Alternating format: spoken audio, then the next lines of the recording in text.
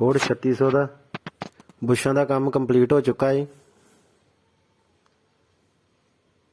Centre pin ਵੀ ਲੱਗ ਗਈ ਹੈ।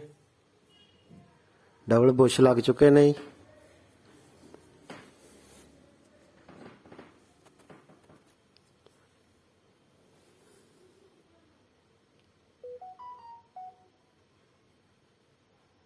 ਸਪੋਰਟ ਰਾਡ ਵਾਲੀ ਜਗ੍ਹਾ ਤੇ ਵੀ ਬੁਸ਼ ਲਗਾ ਦਿੱਤਾ ਜੀ।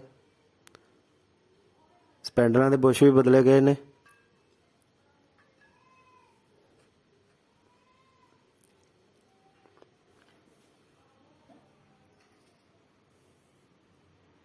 ਹੁਣ ਇਹਦੀ ਤਿਆਰੀ ਹੋਏਗੀ ਫਿਟਿੰਗ ਦੀ।